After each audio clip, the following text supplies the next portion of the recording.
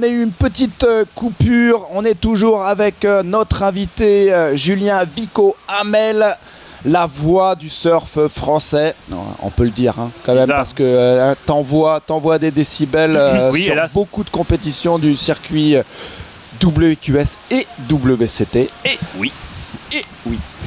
Et dans cette série 15, parce qu'on va vite faire un petit point de situation, il reste 9 minutes et on a Victor Bernardo, le Brésilien en blanc, qui est aux commandes avec un 4.50 et surtout un 9.57. On est encore monté dans l'excellence dans cette série. Scénario identique quasiment sur tout ce troisième tour. On a eu des très belles notes. Deuxième place pour Dave Staple, le Sud-Africain en rouge. Troisième place pour Derek Peters, l'Américain, qui a besoin d'un 7.11. Et quatrième place pour l'instant pour Nommé Mignot, le Français, qui a besoin d'un 8.76. Voilà la note requise pour Nommé Mignot. On la revoit, cette belle note, cette grosse note de Victor Bernardo. Carve. Alors là, c'est Carve d'école, Vico. Non, l'avantage de cette vague-là, en fait, c'est qu'il a réussi à courir beaucoup de distance et il y a très peu de perte de contrôle. Il est toujours vraiment sur la fine ligne entre la vitesse, l'engagement dans la manœuvre. Ce Carve est absolument incroyable dans la mesure où il ne perd pas 1 cm dans la vague. Il couvre toute la distance qu'il devait couvrir. On prend tout le volume de la vague, tout sur le rail. Vraiment, la difficulté dans ce genre de surf, quand il y a beaucoup de remous, c'est de pouvoir s'excentrer de la planche et coucher toute la planche sur le rail est très compliqué parce qu'il y a beaucoup de remous dans la vague. Donc beaucoup de contrôle, de la vitesse, de la variété, de la puissance. On voit les compères tahitiens batailler. Steven Pearson qui a fait second dans la dernière série avec Robert Teriteao. Et Steven qui avait gagné un QS il y a 2 ans, le QS de Pantine, 3 étoiles, champion en 2014, et qui avait fini tout à fait naturellement 6e du classement européen, alors que c'était le seul à avoir gagné l'épreuve. C'était la beauté du système WQS à l'époque, où quand on gagne des épreuves, on ne gagne pas le championnat, mais bon, c'est pas grave. Maintenant, les choses se sont rétablies. En tout cas, pour maintenant, il reste 7 minutes 30, et effectivement, Victor Bernardo commence à faire un peu des dégâts, 9,57, 4,50. Il faut qu'il change son backup. Ça, c'est Dale Staples, c'est le Sud-Africain, un surfeur ultra puissant, centre de gravité assez bas et beaucoup de manœuvres en vertical, beaucoup de travail sur la lèvre de la vague. Il est très bon au niveau du timing de ses manœuvres.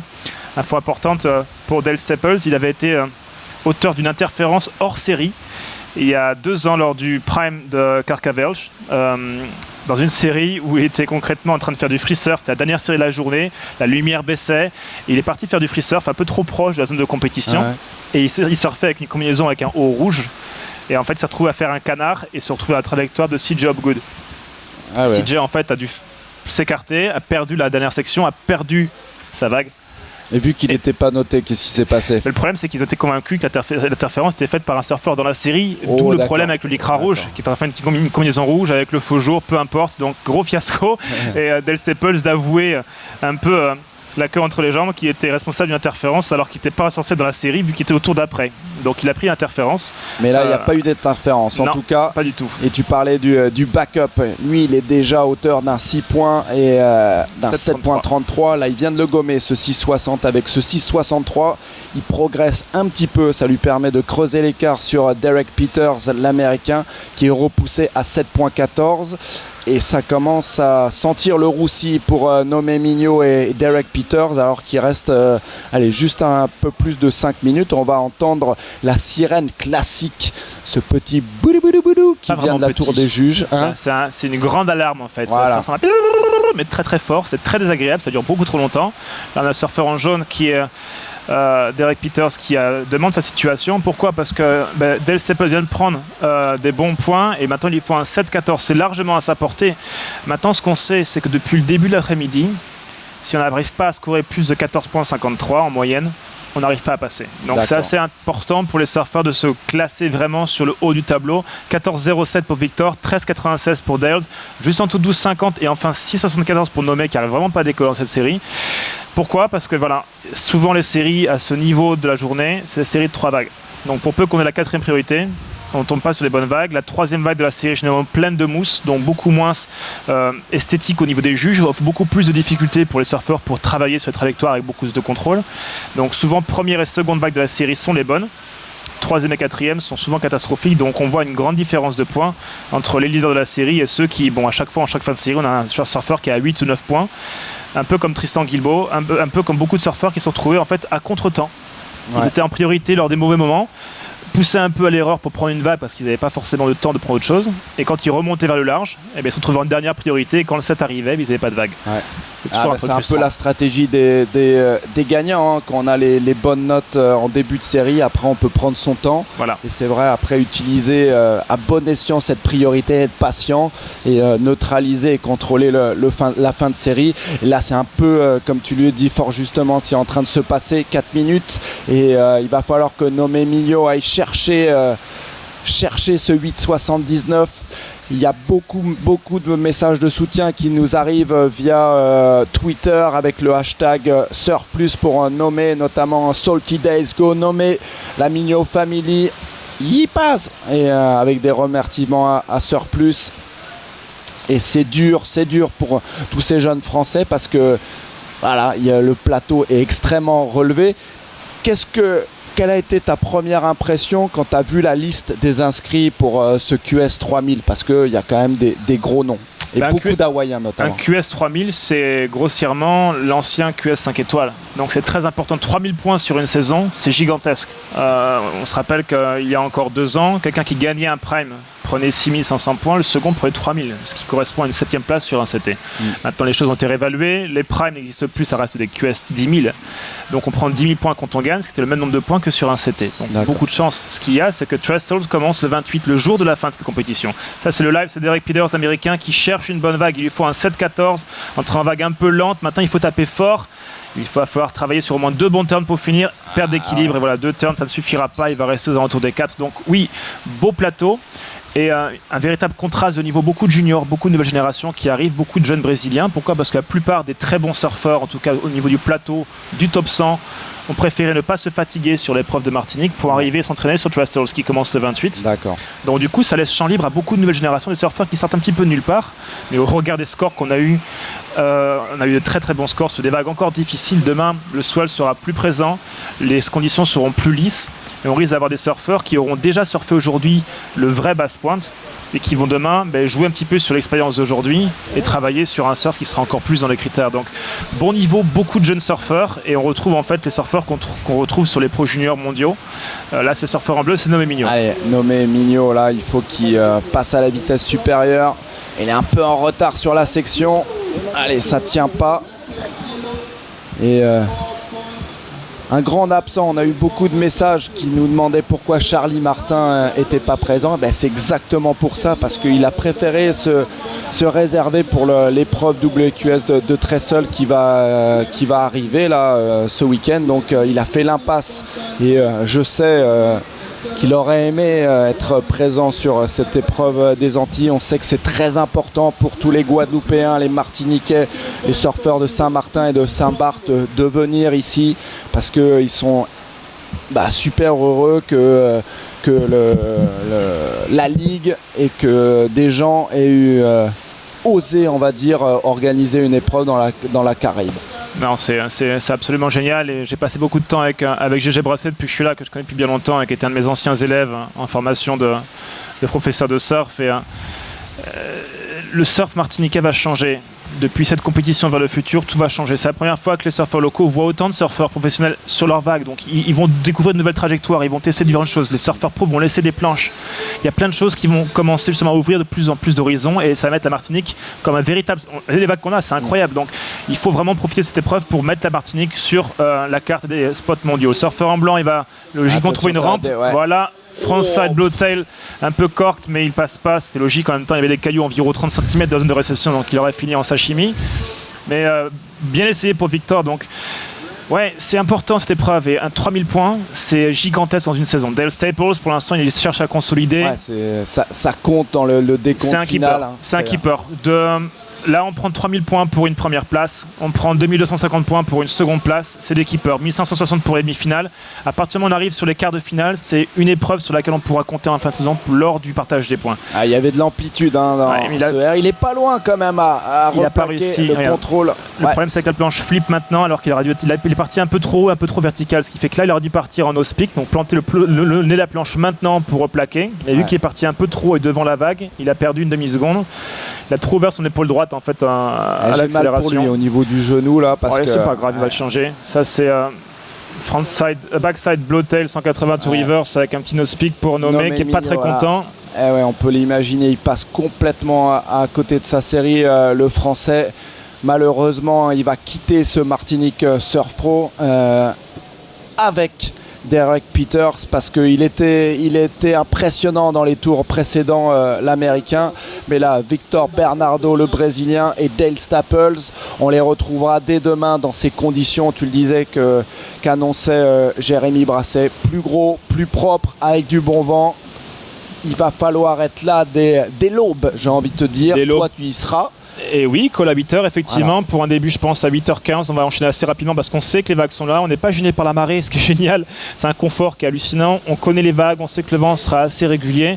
Et on va avoir logiquement le tour des 32 et le tour des 16 pour se garder uniquement le bloc des 7 pour le week-end. Et laisser ainsi les meilleurs surfeurs avec les meilleures vagues et le luxe du temps, de ne pas avoir 10 tours à faire dans la journée, de se fatiguer, parce que c'est des séries qui sont intenses. On a choisi de mettre 30 minutes aujourd'hui pour laisser le temps aux surfeurs de décider, de choisir, et ça a été le regard des scores de la journée, ça a été une très bonne décision de GG Brasset. Maintenant, demain, on risque d'avoir un peu plus de fréquence, donc peut-être va-t-on réduire à 25 minutes, ce qui permet en fait à la fin de la journée de pouvoir squeezer 2-3 séries, quitte à faire une pause entre 2 tours. Donc c'est un bon programme pour demain, et voilà, pour une première épreuve, on a une organisation qui est incroyable, des bénévoles qui sont adorables, les locaux nous laissent le spot alors que c'est une houle qui est bénie des dieux à cette période. On a rarement autant de swell à cette période. Je disais 19 secondes de période. C'est limite trop gros. On a des potes qui sont à Puerto Rico et qui nous ont dit on va pas surfer, c'est trop gros. Il y a 6 pieds 19 secondes, ce qui correspond concrètement à des vagues de 2,50 m mais à son carré. C'est-à-dire qu'il y a tellement d'élan dans la... Oh, il y a des graphiques et tout, c'est incroyable. Surf Plus. Surf Plus est dans la place. Je sais pas si tu as pu apprécier la caméra loop. Mais pas du tout.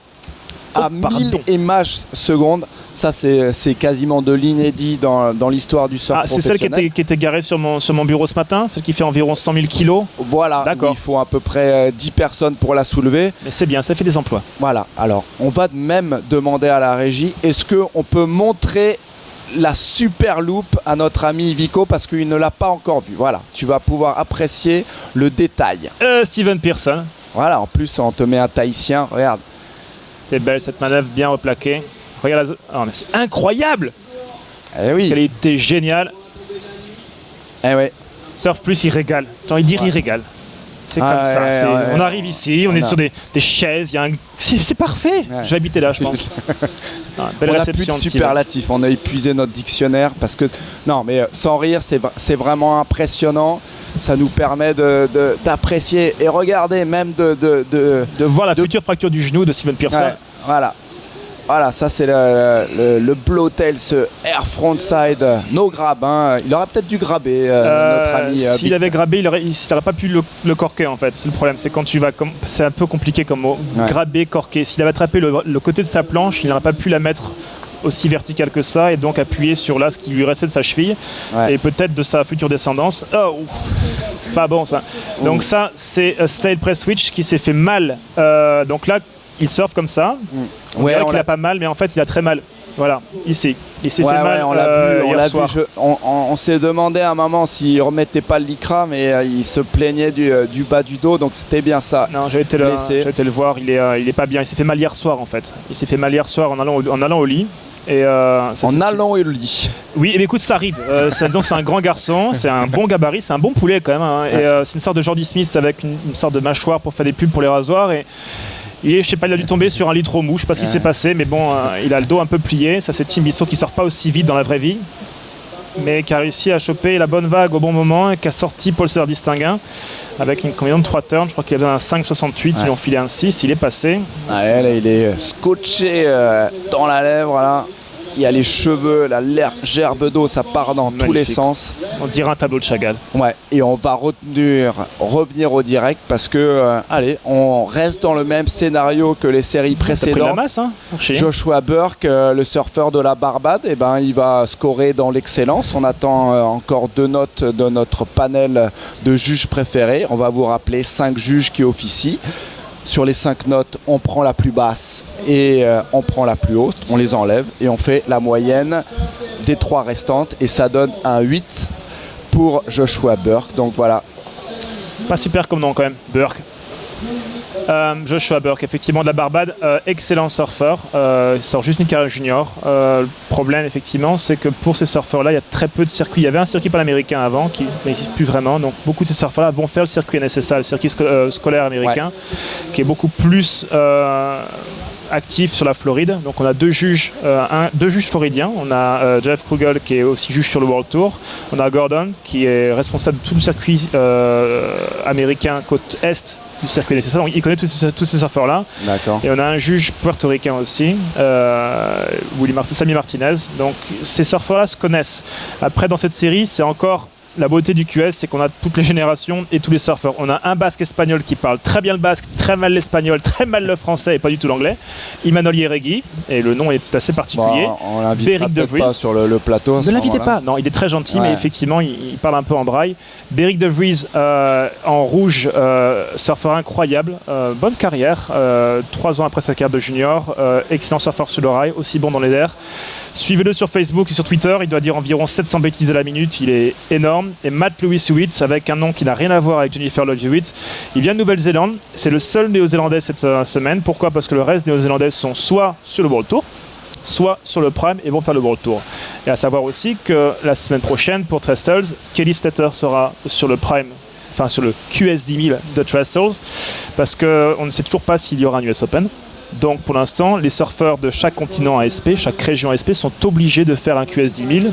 Dans le cas de la région Amérique du Nord, ce serait peut-être le seul. Ah, d'accord. Donc gros potentiel. Et donc pour des surfeurs comme les nôtres, comme Charlie Martin, comme Johan Duru, comme tous ces surfeurs-là, Marc Lacomar, Ramzi Bouchiam, le contingent européen va se précipiter vers Trestle et vont se retrouver avec un tableau qui va être assez lourd. D'accord. Ouais, ça va pas simplifier leur campagne de qualification. Wow. En tout cas, voilà, on a des graphiques. C'est le trailer le plus beau graphique que j'ai vu aujourd'hui. Hein. C'est clair, c'est parfait.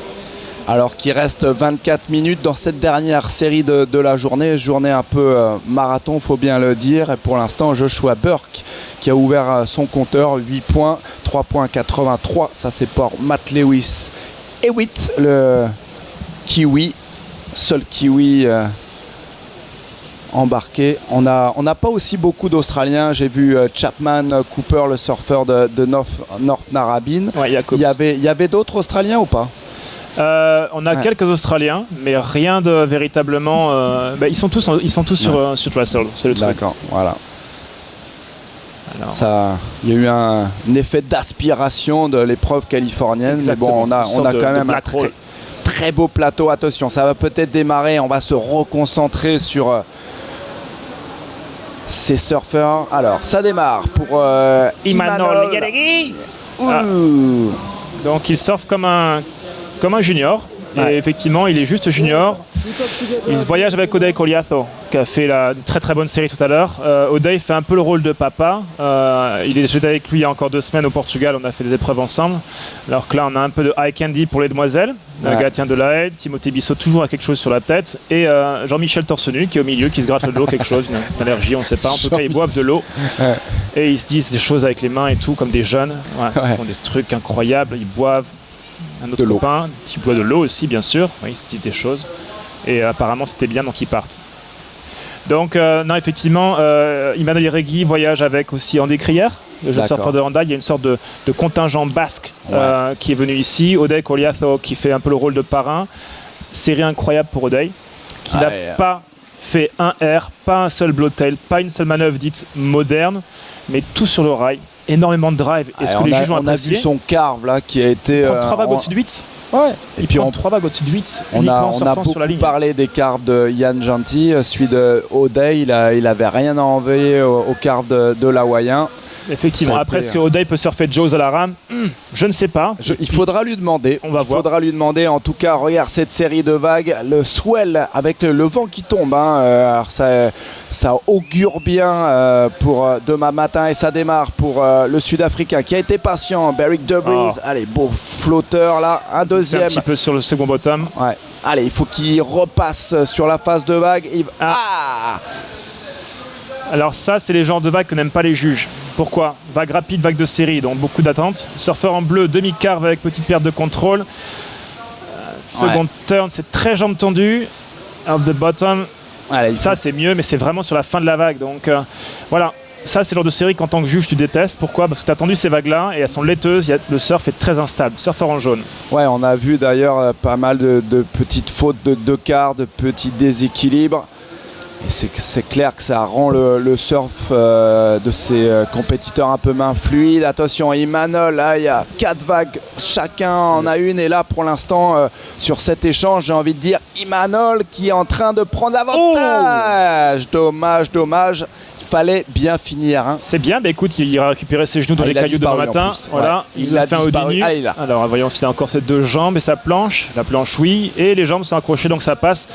J'avais peur que ça pliait dans l'autre sens. Mais dans cet échange, je pense que c'est lui qui va peut-être obtenir la meilleure note. Alors, mon bon Archie, j'ai envie de dire, je rebondis sur ce que tu viens de dire. Ah voilà. Iman Yeregui, vague absolument atroce, pleine de lait, du surf un peu poussif, des manœuvres un petit peu rock'n'roll et bam, face plant sur celle-ci. C'est vrai que sur le ralenti, c'est moins flambant. La première vague de Berrick est la plus compliquée à surfer. Il va très vite, c'est la première vague de la série la plus grosse. Les juges ont beaucoup d'attentes sur celle-ci. Il enchaîne 2 flotteurs re-entry très bien placés, mais il perd de l'équilibre au niveau du bottom turn. Pour autant, il est capable d'aller jusqu'au bout, mais il manque la manœuvre de fermeture. Donc il manque la ponctuation, le point d'exclamation, la superbe, la révérence, j'ai envie de dire.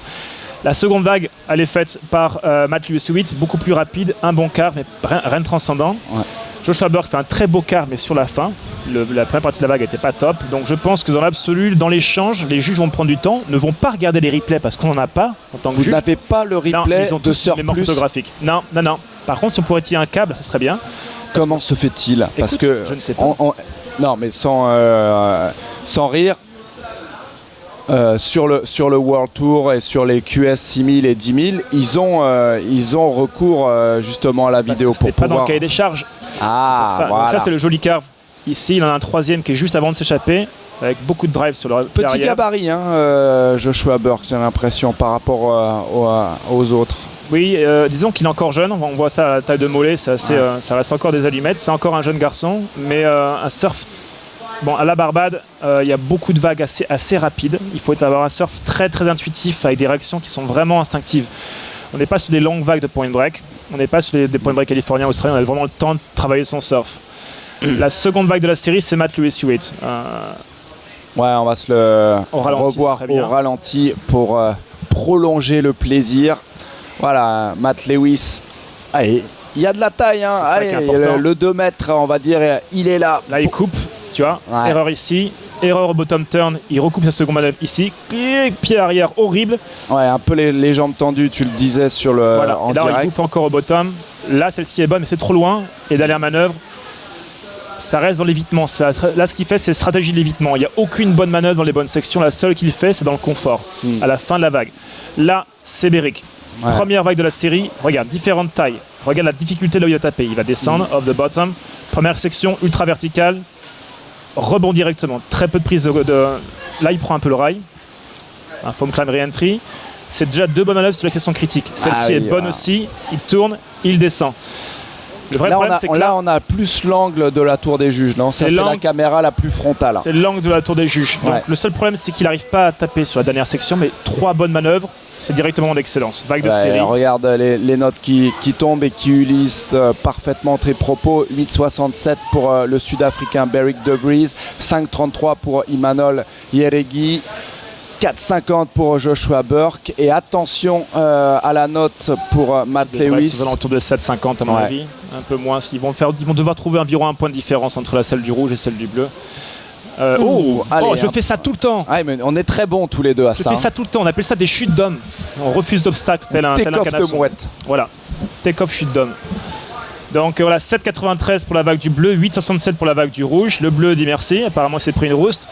Emmanuel Yeregui 5,33 et 4,50 pour Joshua Burke. Donc voilà, les juges ont pris le temps, mais en tout cas la lecture de la série est très bonne. Première vague de la série 8,67, seconde vague de la série 7,93, troisième vague de la série 4,50, troisième vague de la série 5,33. Donc dans l'absolu, ils ont réussi à niveler les performances des surfeurs. L'engagement, la taille de la vague, la puissance, le contrôle de la vitesse ont été couronnés sur la vague du rouge et par contre ont été piétinés sur celle du jaune et du blanc.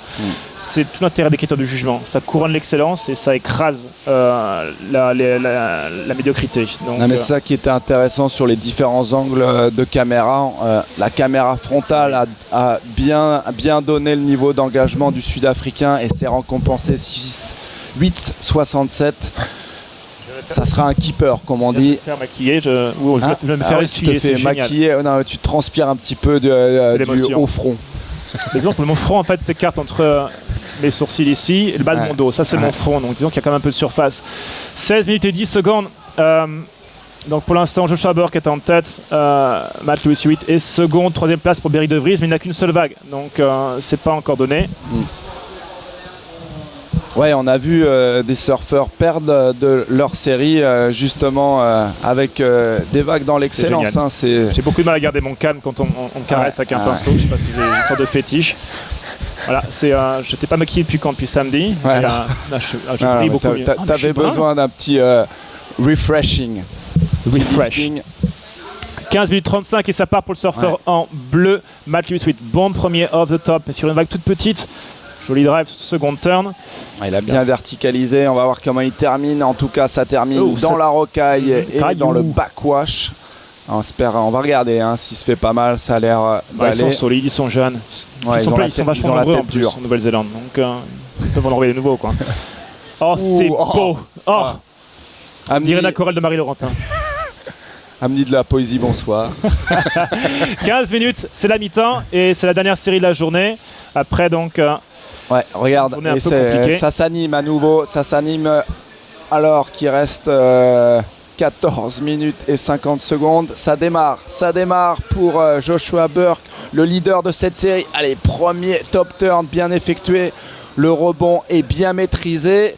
Alors, il avait un 4.50, il va garder ce 8 points. Est-ce que ça va lui permettre de gommer et d'améliorer ce 4.50 ? On va laisser le temps aux juges de se faire une idée et de tapoter la note sur leur écran de contrôle. Justement, parlant des juges et toi qui travailles au plus près du panel, est-ce que tu peux nous expliquer le rôle du chef juge et tu pourras... j'allais dire, fais-le après Imanol, mais bon, tu peux le faire direct. Voilà. Alors, le chef juge. Le chef juge, c'est le monsieur debout derrière les 5. Jamais content. Jamais content. Voilà, donc celui-ci en plus il est basque. Il sourit jamais, il n'est pas là pour sourire. Il s'appelle Michael Zalakian. Il est basque. Le rôle du chef juge, il est assez simple. C'est celui qui ne prend jamais de pause. Le rôle du chef juge, c'est d'harmoniser en fait les notes. Chaque juge pose son score en son âme et conscience sur une feuille Velleda. Le chef juge passe derrière et s'assure que tous les juges ont bien scoré sur la bonne couleur. À partir de là, il va justement voir si, dans l'ensemble des notes qu'il a pu voir sur cette vague, par exemple du surfeur en rouge, il y a une certaine logique. Si un juge met 2.5, un autre juge met 10, il y a une grande différence. Donc il va, si on a du replay sur des épreuves qui sont de 6 000, 10 000 ou les CT, on peut voir le replay. Dans ce cas-là, il y a très peu de paroles. Sur les CT, il y a quasiment maintenant cette année, il n'y a plus du tout de mots dans la tour des juges. C'est vraiment silencieux. Sur les autres épreuves sans replay, il faut que le chef juge, réexplique la vague. Ok, j'ai une vague à 2.50, une vague à 10 points, qu'est-ce qui s'est passé ? On a vu ça et ça. Rappelez-vous de cette vague qu'on a vue, troisième série, l'Icra rouge. Il avait une vague à peu près similaire avec 2 virages et un re-entry à la fin. C'est la mémorisation. À l'ancienne. Voilà, il faut qu'il hiérarchise, il faut qu'il puisse établir directement une vérité par rapport à la lecture des critères et par rapport aux conditions du jour. C'est un point break. On sait qu'il faut des vagues avec du rythme, de la variété, de la puissance, du contrôle.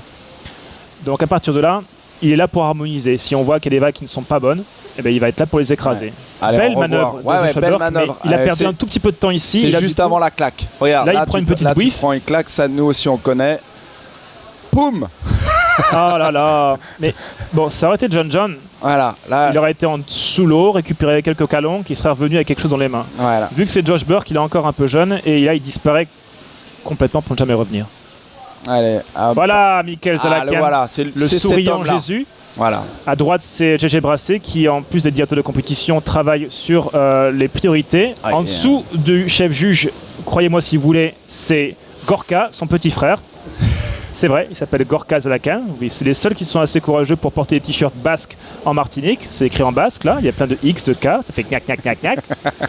Voilà. Donc, vous avez toujours assez souriants, les deux. Ensuite, un peu plus loin sur la gauche, on va retrouver Jeff Kugel, qui fête ses 59 ans, qui est sur le tour depuis avant que le surf existe. Jeff Kugel, qui habite en Floride et qui juge sur le CT lui aussi, qui est chef juge sur les épreuves en Amérique centrale. Et il boit environ 1000 cafés par jour. D'accord. À côté, c'est Marcos, nom basque compliqué, Kiak, qui est responsable du marketing pour les marques de planches Pucas. Lui, c'est Sally Martinez, responsable du surf pour le Puerto Rico, les belles îles de Puerto Rico. Et derrière, c'est... Qui est derrière? Je crois que c'est Nuno Trigo du Portugal, qui vient de la belle ville d'Ericeira. Non, c'est Geoff Mallet, qui est de Hourtin-Plage. Ah, un Français. Un Français. Ah, ça faisait beaucoup qui est également modèle pour la Redoute les 3/4 du temps de l'année, on va dire. Et il est modèle mannequin d'eau pour Jean-Louis David. Qui est excellent surfeur, ancien surfeur sur les Coupes de France, très bon guitariste.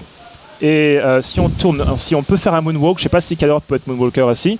Voilà, là on a Rob Gunning, qui est responsable de la WSL, qui a apparemment répondu à des questions en français absolument pas relatées à ce qui était posé comme question. Il était éblouissant, Rob, hier soir. Mais ce que tu viens de dire, c'est important. Ce sont tous des excellents surfeurs. Oui.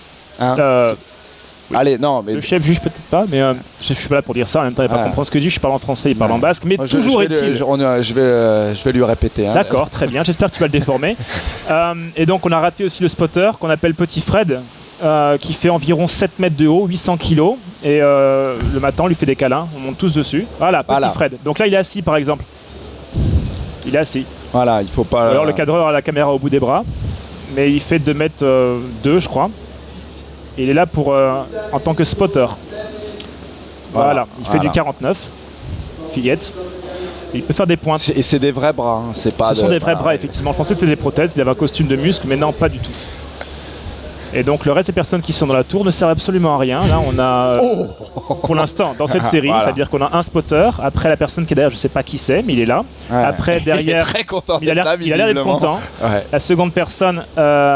ici s'occupe avec Jérémy Brasset des priorités. Ensuite, on arrive sur Damien Poulneau, le photographe, qui ne prend pas du tout de photos, qui est sur Facebook, qui fait n'importe quoi. Iker n'est pas là non plus. C'est celui qui est computer opérateur, donc il s'occupe du scoring system pour l'ASP. Là, ce n'est pas moi, parce que je devrais être là.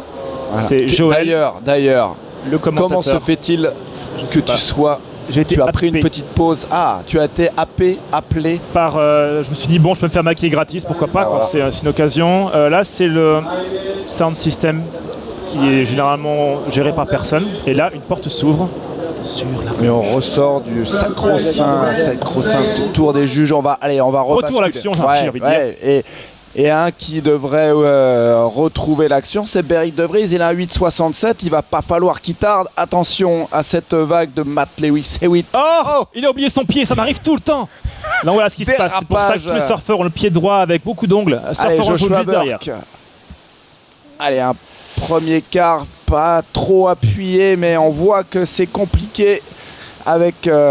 les pertes. Là c'est beaucoup mieux. Là, plaisir, Joshua. Voilà, point d'exclamation. Exactement. Majuscule. Sorti en révérence. Là, c'est Beric De Vries qui va mettre un bon pâté. Voilà. Et ben on sait 3-4 palettes d'évian sur la tronche du surfeur en bleu. Là, il va aller chercher sa deuxième place. Attention, re-entry. Et voilà. Boum. Et voilà. La différence entre le rouge et le jaune. Le problème pour le jaune, c'est qu'il a pris cette vague juste avant le rouge et que les juges n'ont pas eu le temps de scorer son jaune. Donc, ce qui aura pu être une vague pour le 5. Le rouge a directement éclaté toute l'échelle. Donc ça va le 3,09, il va être anecdotique. C'est ce qu'avait besoin le Sud-Africain pour prendre la seconde place. Ça va même peut-être le projeter aux commandes de cette série 16 dernière. Catapulté, j'ai envie de dire. Utilisons le mot catapulte plus souvent. Catapulté devant Joshua Burke. 2 vagues en 18 minutes. C'est pas des moindres, hein. 8,67, voilà. On va voir ce qu'il va prendre, mais ça va être, à mon avis, largement au-dessus de la moyenne. Donc il n'est pas venu là pour acheter du terrain non plus, hein, Derrick. Minimum syndical, mais boum boum, 8,67. Voilà. Exactement. Il va prendre une vague autour du 7,50 à 8, je pense. Voilà. Les juges commencent à poser. 8, je suis pas encore trop rouillé. 7,70, 7,7, 7,40. Pas mieux. Tranquille. Il passe donc catapulté, pour reprendre ton expression, mon cher Vico, à la première place. Il repousse Joshua Burke à la deuxième place. Il a besoin d'un 8,01, le surfeur de la Barbade.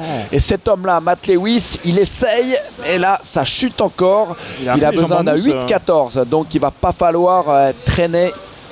Alors que la lumière tombe, hein. On est vraiment, le timing de notre ami Jérémy Brasset au niveau des séries est impeccable. Bon, sachant qu'on dispose aussi de 43 lampes frontales. D'accord. Au cas où. On joue aussi des Cocholunes, donc on a un peu tout ce qu'il faut ici. Match Lewis Hewitt, un peu surprenant. Qu'est-ce qui s'est passé? Un pélican, une attaque de pélican. L'attaque du pélican, attention. 7,93 pour sa meilleure vague, et depuis il est un peu en train de craquer sous la pression, alors que le blanc Imanol Yeregui, le basque bondissant, attention. Allez, il a été à la pêche comme le pélican, là il va falloir aller chercher un 16,08. Qu'est-ce qui se passe? Mais non, Imanol va trop vite et pas assez loin. Oh là là. Pas les bonnes manœuvres, pas au bon moment. Le problème de ces jeunes, les jeunes comme on dit, parce qu'il faut parler jeunes aussi, parlons jeunes Archie. Ce jeune, Imanol Yeregui, jeune basque, il va trop vite et il prend pas de place dans la première section de la vague.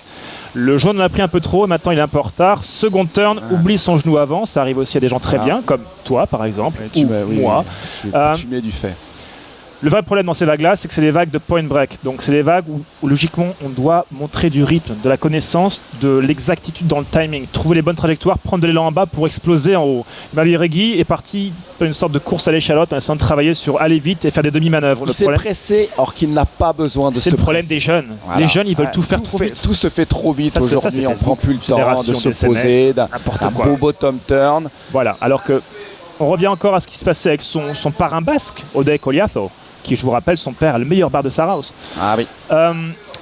Oday, il n'a pas fait manœuvre de jeune, il a fait que du top to bottom, off the bottom, carve, off the bottom, dans le rythme, lecture, c'est l'écriture métronomique des trajectoires. C'est beau cette phrase. Et figure-toi qu'au micro, il a dit exactement ça. Je suis venu en Martinique parce que j'aime les longues droites où je peux m'exprimer totalement, me lâcher sur les parois. Et lui, il a intérêt à se lâcher. Matt Lewis, il a la recherche d'un 8,14.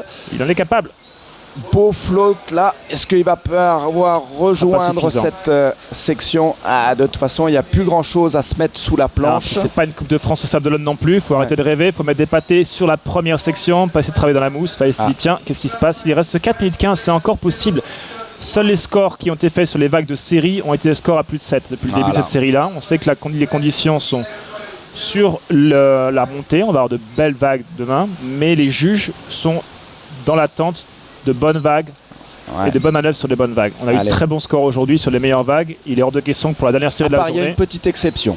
Josh Menuise, lui, monsieur part sur les vagues intermédiaires, il met tellement des pâtés, nous a mis des carves, et on reverra ça sur le plateau de take-off tout à l'heure. Josh Menuise, rappelez-vous ce nom, c'est déjà un nom connu dans le monde du surf parce que le papa s'est fait un nom. Papa s'est fait un nom. Tammy Moniz, la maman, est l'une des premières surfeuses de la seconde génération d'Hawaii avec Relson. La grande sœur, c'est Kalia Moniz, qui est double championne du monde de longboard, deuxième cette année, donc elle a 3 titres quasiment consécutifs, complètement consécutifs à Hainan en Chine.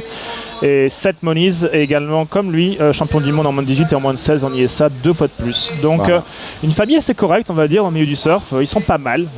Bon, c'est pas la famille Jacquin, par exemple, qui est championne du monde de Seignos, apparemment, 2014, 2015. Sachant qu'Archie, en fait, a un harem. Il construit une équipe de surf.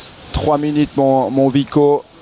On va aller au terme de cette 16e série et d'une journée qui a été magnifique, qui a tenu toutes ses promesses.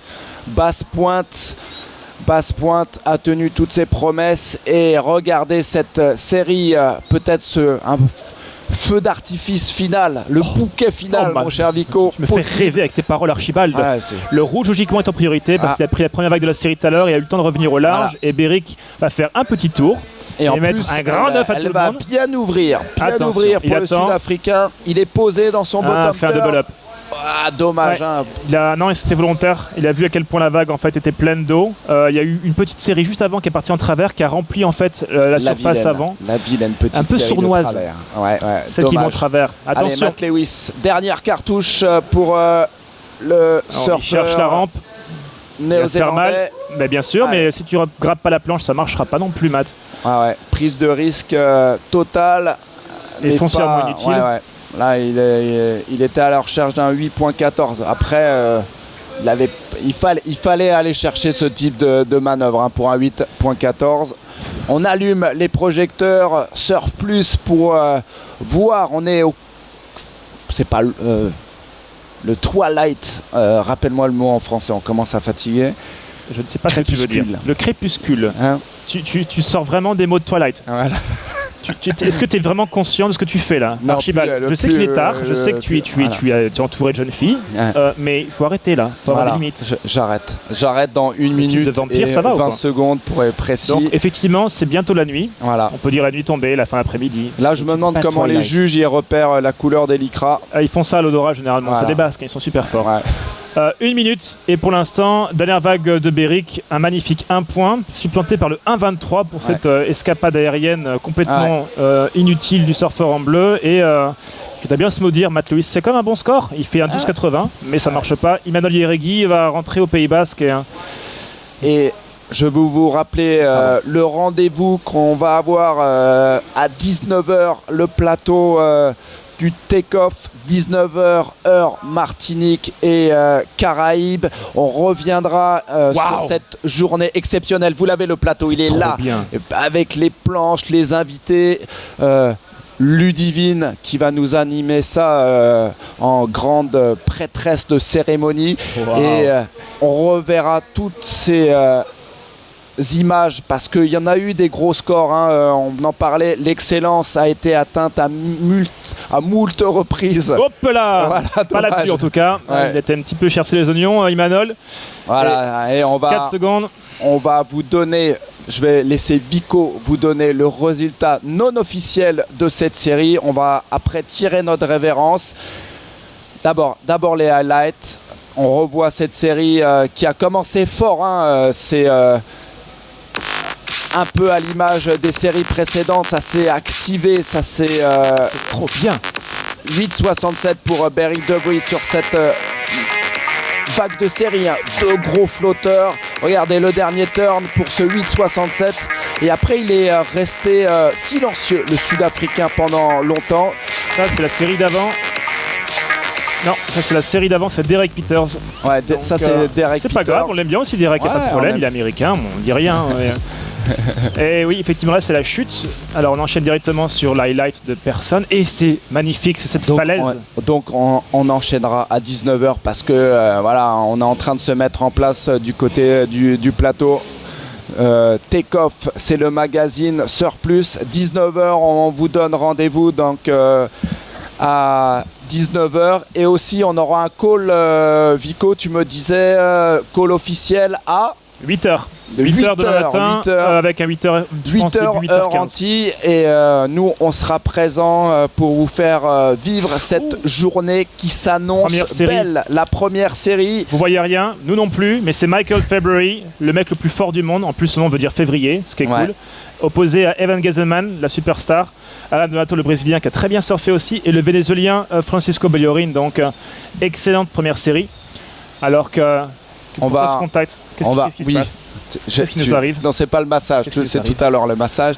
On va tirer notre révérence. On se retrouve pour le plateau Surf Plus à l'écran à 19h et on retrouvera cet homme-là. On va pas s'en séparer. On le garde, on le garde. Vico Hamel, la voix du surf français, à tout à l'heure sur le plateau de Canal Surf Plus. Merci beaucoup.